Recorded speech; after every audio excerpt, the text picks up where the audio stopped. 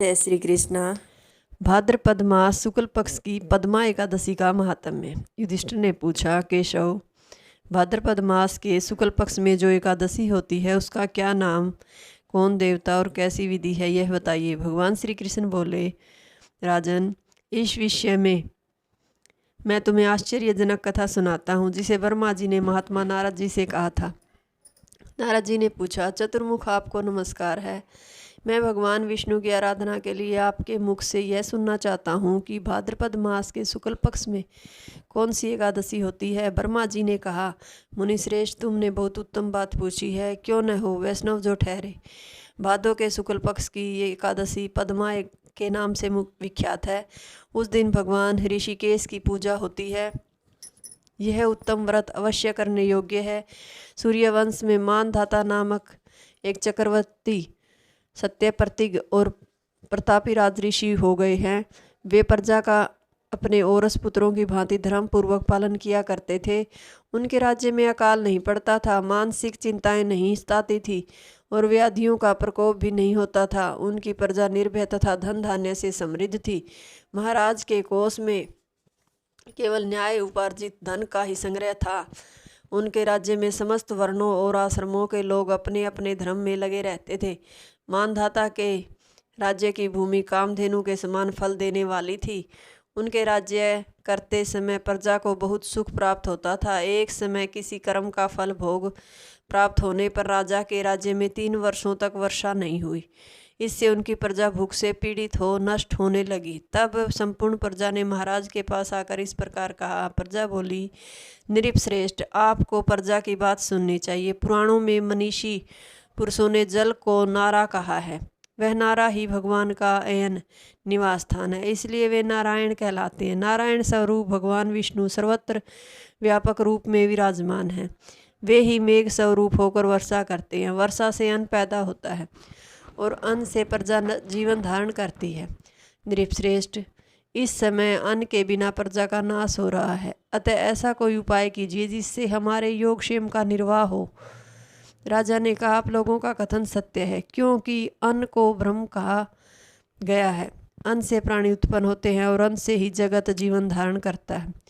लोक में बहुधा ऐसा सुना जाता है तथा पुराण में भी बहुत विस्तार के साथ ऐसा वर्णन है कि राजाओं के अत्याचार से प्रजा को पीड़ा होती है। किंतु जब मैं बुद्धि से विचार करता हूँ तो मुझे अपना किया हुआ कोई अपराध नहीं दिखाई देता। फिर भी मैं प्रजा का हित करने के लिए पूर्ण प्रयत्न करूँगा। ऐसा निश्चय करके राजा मानधाता इन्हें गिने व्यक्तियों को साथ ले विधाता को प्रणाम करके संगन वन की ओर चल दिए। वहाँ जाकर मुख्य मुख्य मुनियों और तपस्वियों के आश्रमों पर घूमते फिरे। एक दिन उन्हें ब्रह्मपुत्र अंगिरा ऋषि का दर्शन हुआ। उन पर दृष्टि पड़ते ही राजा हर्ष में भरकर अपने वाहन से उतर पड़े और इंद्रियों को वश में रखते हुए दोनों हाथ जोड़कर उन्होंने मुनि के चरणों में प्रणाम किया। मुनि ने भी स्वस्ति कहकर राजा का अभिनंदन किया और उनके राज्य के 7 अंगों की कुशल पूछी। राजा ने अपनी कुशल बताकर मुनि के स्वास्थ्य का समाचार पूछा। मुनि ने राजा को आसन और अर्घ्य दिया। उन्हें ग्रहण करके जब वे मुनि के समीप बैठे तो उन्होंने इनके आगमन का कारण पूछा। तब राजा ने कहा, भगवान, मैं धर्म अनुकूल प्रणाली से पृथ्वी का पालन कर रहा था, फिर भी मेरे राज्य में वर्षा का अभाव हो गया। इसका क्या कारण है, इस बात को मैं नहीं जानता। ऋषि बोले, राजन, यह सब युगों में उत्तम सतयुग है। इसमें सब लोग परमात्मा के चिंतन में लगे रहते हैं तथा इस समय धर्म अपने चारों चरणों से युक्त होता है।